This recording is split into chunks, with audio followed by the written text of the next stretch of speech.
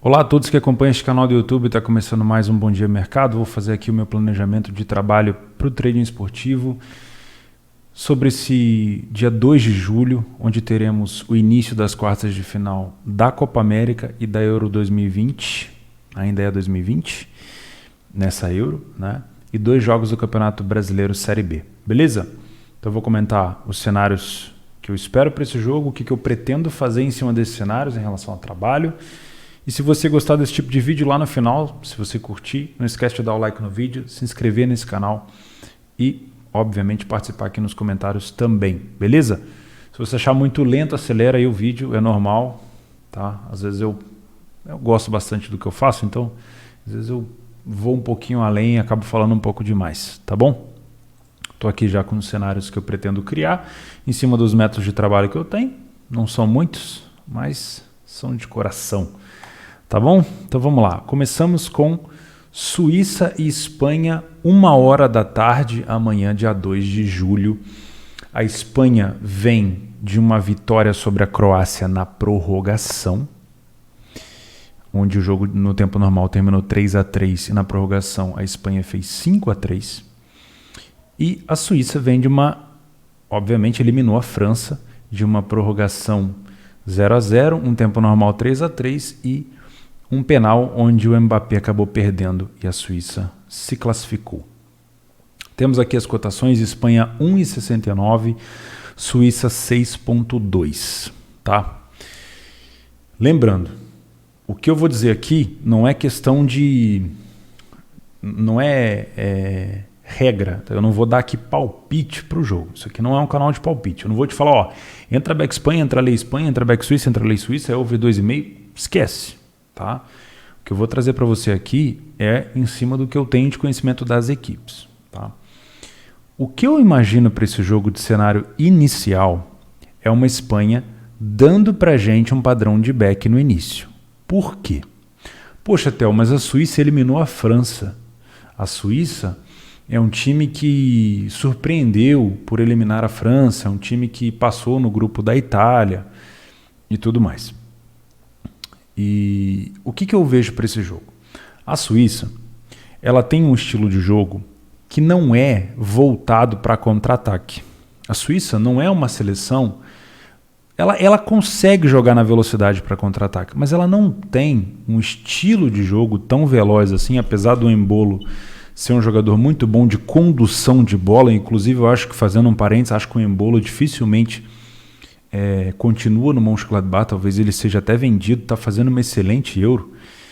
A Suíça gosta mais de construir o seu jogo, jogar em bolas aéreas, para o Seferovic cabecear, né? O Xhaka chuta bem de fora da área, o Xherdan Shaqiri também.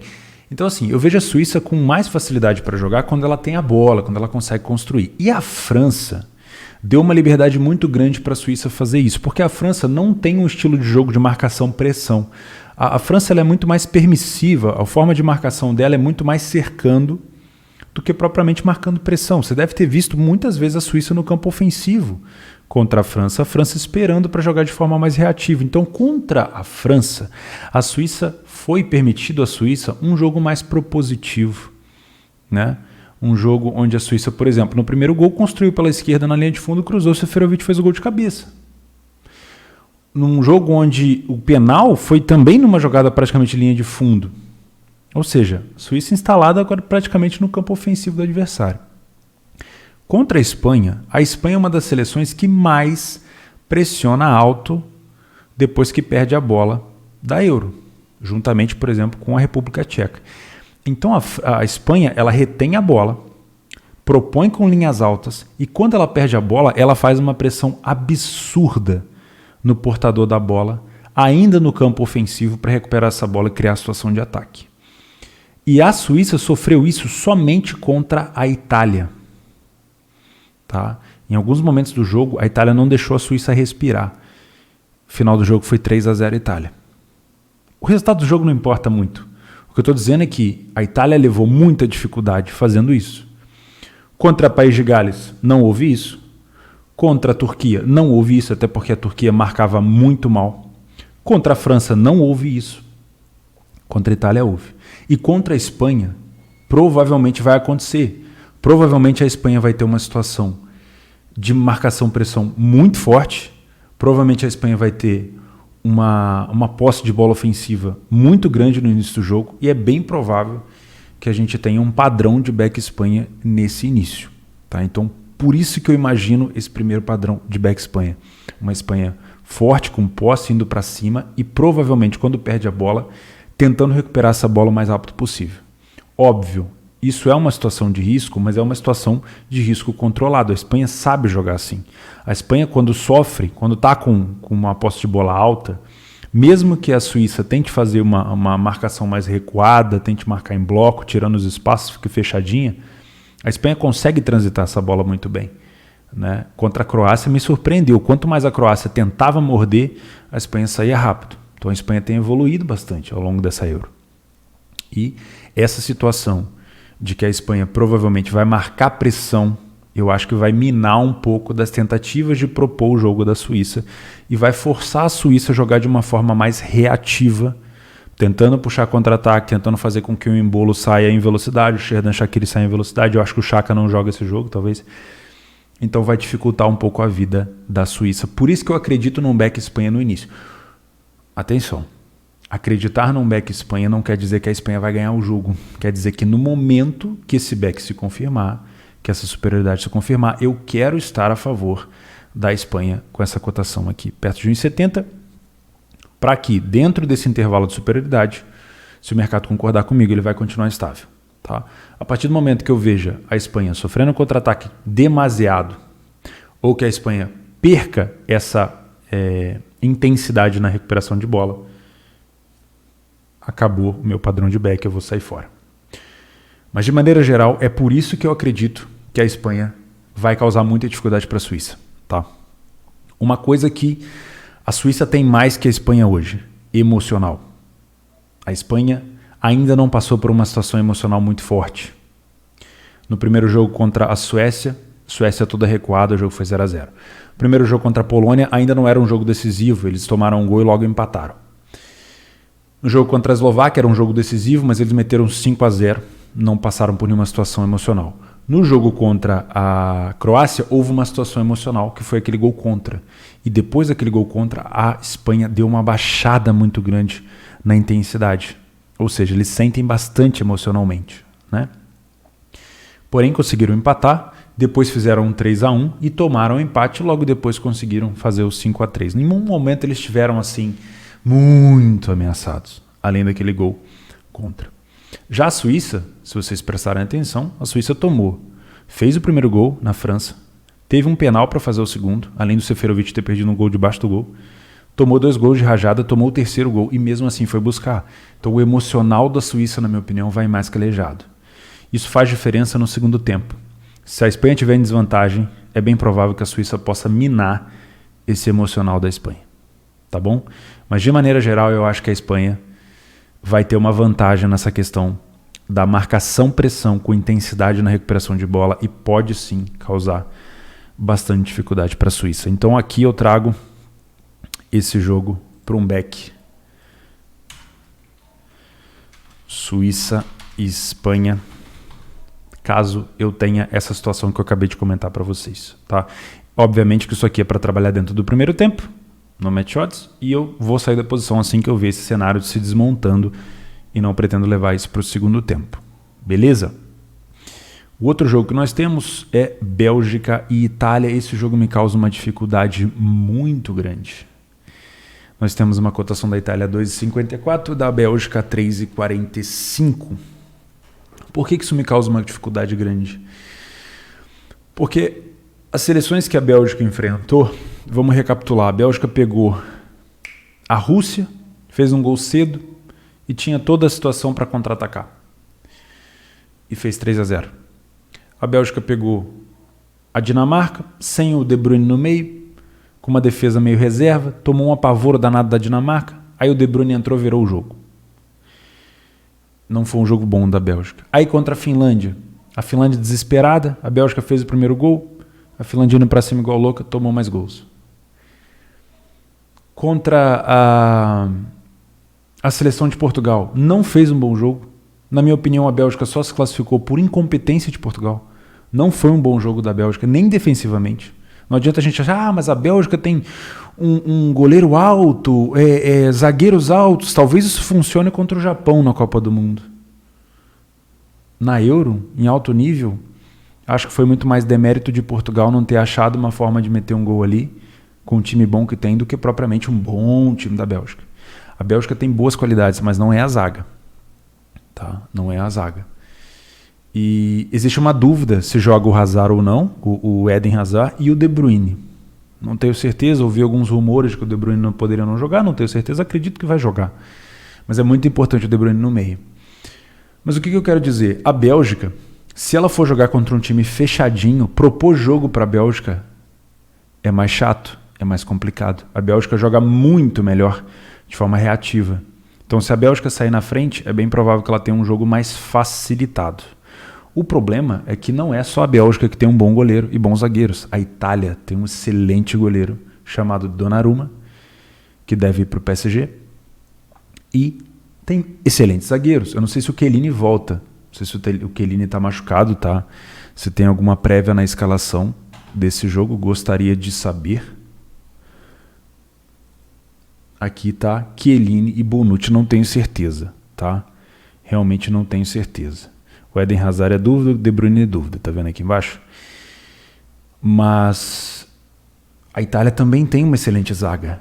E a Itália tem zagueiros que passam mais confiança, que têm mais tempo de bola. Não são só zagueiros altos e deu, que é o que eu acho dos zagueiros da Bélgica, sinceramente. Os zagueiros altos, né?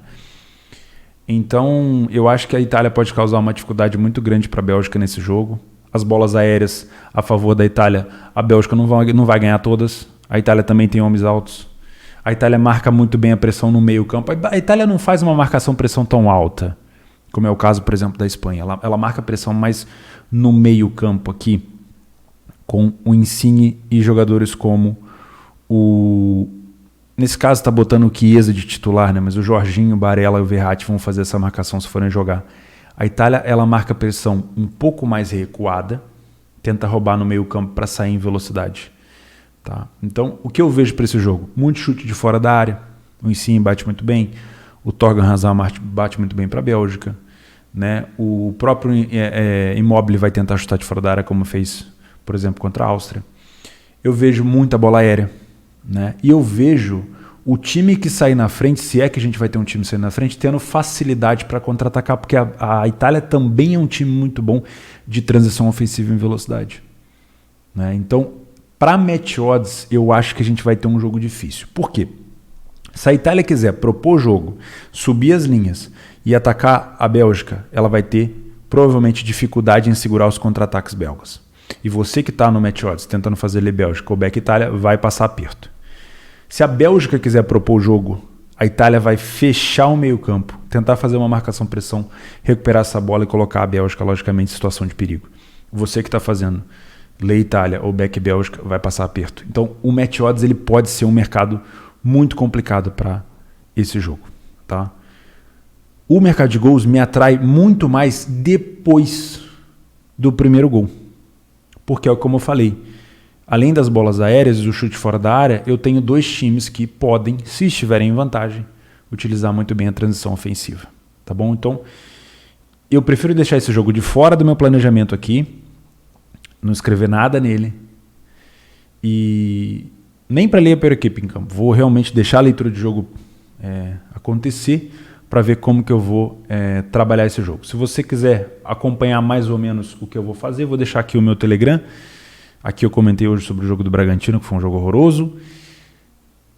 Convido você a participar do meu Telegram, onde eu quase todo dia, quando eu estou trabalhando, comento, faço comentários aqui das minhas abordagens. Então, se você quiser me acompanhar nessa jornada, o link está aqui embaixo. Tá bom? Então é isso. Muito cuidado com esse jogo da Itália com a Bélgica. Também temos na Conmebol Copa América, Peru e Paraguai. Nenhum dos dois times tem um bom desempenho, fez um bom desempenho nessa Copa América, até porque foi uma Copa América estranha, né? A gente dá uma olhada aqui, ó, o Peru ficou em segundo no grupo do Brasil, onde a Colômbia, na minha opinião, tem um elenco muito melhor. O próprio Equador tem um elenco melhor e não correspondeu, foram muito maus. E o Paraguai, que é do grupo A, ficou em terceiro, num grupo onde o Uruguai não jogou isso tudo, a Argentina nadou de braçada praticamente, o Chile também não correspondeu tanto, e a Bolívia foi o saco de pancadas que a gente esperava, né? De maneira geral, no confronto entre Peru e Paraguai, existe aqui não é uma supremacia, né? Mas os últimos 7 jogos a seleção peruana não perdeu para o Paraguai, né? E a gente tem aqui um jogo com odds completamente parelhas. Para esse jogo, se eu for fazer, aí sim eu trago para um Lepper equipe em campo, Paraguai e Peru. São cotações muito parelhas. Se a gente tiver trocação de superioridade com um tempo mais espaçado, eu vou querer estar contra a pior equipe em campo aqui para pegar essa superioridade. No caso, para aproveitar essa inferioridade. Tá bom? Outro jogo que nós temos já deve estar para amanhã, né, por conta do horário. Brasil e Chile. Exatamente. Aqui, ó. Brasil e Chile. O Brasil com uma cotação de 1,40. O Brasil não perdeu nenhum jogo nessa Copa América. Foram 4 jogos, 3 vitórias e 1 empate, 10 gols marcados, 2 gols sofridos. Contra a seleção do Chile, que marcou 3 gols, 3, sofreu 4, venceu 1, empatou 2 e perdeu 1. Um desempenho muito fraco do Chile. Não dá para falar muita coisa também. A gente tem um Brasil que não perde há 11 jogos. E o Chile que vem tomando gol numa quantidade grande de jogos também, né? 1,40 a cotação do Brasil. Cara, se jogar o Neymar, se jogar, né? Eu acredito que o Brasil até possa confirmar esse back sim em relação à superioridade em algum momento do jogo, mas eu acho uma cotação baixa. Acho que o Chile pode apresentar dificuldade pra gente no contra-ataque sim, apesar de ser um time muito exposto, né? O Chile é um time muito fraco defensivamente. E eu prefiro olhar também. Eu não vou trazer esse jogo para um back favorito, não. Eu vou dar uma olhada. Não descarto a possibilidade de trabalhar gols aqui. Contra o Brasil, acho difícil trabalhar, porque o mercado vai ter sempre essa confiança grande. O Brasil com o Neymar em campo é outro nível, né? Não dá para negar. E eu prefiro deixar esse jogo para o live. Talvez seja um jogo para gols. Brasil e Chile. Acho que a defesa do Chile... O Chile é um time muito porra louca, né? Que vem pra cima de qualquer maneira. E a Betfair tá oferecendo uma cotação de 20 para o Brasil vencer o Chile. Atenção que isso não inclui prorrogação ao penal, e sim só os 90 minutos. Então se você acredita que essa cotação aqui está muito baixa, você não tem conta na Betfair e quer abrir, usa o link que eu vou deixar aqui embaixo na descrição. É o primeiro ou o segundo link para participar dessa super cotação do Brasil vencer o Chile, tá? Se você achou, não, mas eu não tenho certeza se o Brasil vai vencer o Chile, a gente não tem certeza de nada, tem outra super cotação que eu vou deixar aqui embaixo para você, que é para a Inglaterra se classificar na sexta-feira, no sábado, né, contra a Ucrânia. A Inglaterra é franca favorita, está com uma cotação de 1,14 no Sportsbook para se classificar, e a Betfair está oferecendo uma odd de 15 para você que não tem conta na Betfair, só para os novos usuários, para a Inglaterra passar da Ucrânia. Eu, sinceramente, confio numa classificação da Inglaterra contra a Ucrânia. Já tentei pensar em algumas situações de como que a Ucrânia faria para segurar a Inglaterra e tá difícil, né? O estilo de jogo da Ucrânia vai ter bastante dificuldade contra o estilo de jogo inglês, tá? E além disso, nós temos 2 times que jogaram há pouco tempo no Campeonato Brasileiro Série B, que é Náutico e Curitiba. Jogando, o Curitiba pega o Remo, com uma cotação provavelmente vai estar aqui por volta de 1,80, para a Série B acho baixa, mesmo com o Remo numa fase mais ruim. E temos o Náutico, sensação da competição, que empatou o último jogo contra o CRB. Empatou? Acho que foi, né? 1-1. Com uma odd de 1,95 contra o Operário. O Operário é o 6º colocado. Também tá baixa essa odd do Remo, hein? Do Náutico, hein? Tá baixo. O jogo do Náutico, o jogo do Botafogo, o jogo do Cruzeiro, eu tenho vindo para trabalhar jogos do mercado de gols. Então vamos ver. Se for um bom jogo para gols, eu exploro isso daqui. Beleza? Vou ficando por aqui. Se você gostou desse tipo de vídeo, não esquece de se inscrever neste canal, ativar as notificações, deixar um comentário aí embaixo sobre como você pretende trabalhar. E a gente se vê lá no Telegram, no Discord do Leitura e por aqui no YouTube, como sempre. Um grande abraço para vocês.